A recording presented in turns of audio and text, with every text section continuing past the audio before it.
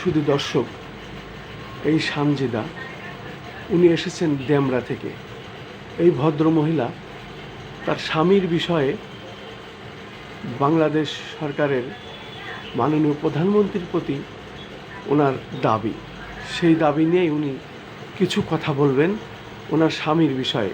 যেহেতু কয়েকটি মামলায় তাকে অ্যারেস্ট করা হয়েছিল, হাইকোর্ট থেকে উনি জামিন পেয়েছেন, তারপরে তাকে অ্যারেস্ট করা হয়েছে। আপনার নাম, পরিচয় দিয়ে ঘটনাটা বলুন। আমার নাম সানজিদা আক্তার সাথী, আমি ডেমরা থাকি। আমার হাজব্যান্ডকে গত 25 সালের আগস্টের 12 তারিখে অ্যারেস্ট করা হয় এবং তাকে জেলখানায় প্রেরণ করার পরে আরও 2টা মামলা শুনে অ্যারেস্ট দেখানো হয়। সেখান থেকে আমার হাজব্যান্ড এমনিতেই একটু অসুস্থ ছিল, তার কিডনিতে সমস্যা, সে এমনিতেই অনেক ডিপ্রেশনে থাকে। তারপরে আমি অনেক কষ্ট করে, অনেক ঋণ করে আমার হাজব্যান্ডকে আমি জজ কোর্টে অনেক চেষ্টা করছি জামিন নেওয়ার জন্য, কিন্তু পাই নাই। সর্বশেষ আমি হাইকোর্টের মাধ্যমে ন্যায় বিচার পেয়ে আমি আমার হাজব্যান্ডকে 3টা মামলায় জামিন করাইছি। তাতে আমার প্রায় 4 লক্ষ টাকা খরচ হয়েছে।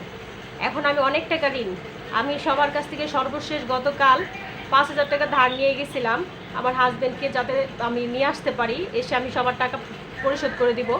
যখন আমি আমার হাজব্যান্ডের কাছে যাই, সে জেল থেকে আমাকে ওইখানে কিছু লোক আমার কাছে কিছু টাকা দাবি করে যে যদি টাকা দেই তাহলে তাকে ছাড়বে, নয়তো আবারও একটা মামলা দিবে। আমি সেই টাকাও দেই এবং কিছু টাকা আমি অ্যাডভান্স দিই এবং বলি যে বের হওয়ার পরে বাকি টাকাটা আমি দিব। তখন তারা আমার হাজব্যান্ডকে আমার কাছ থেকে টাকা নেওয়ার পরও তার নামও লিস্টে দিছে যে সে বের হবে।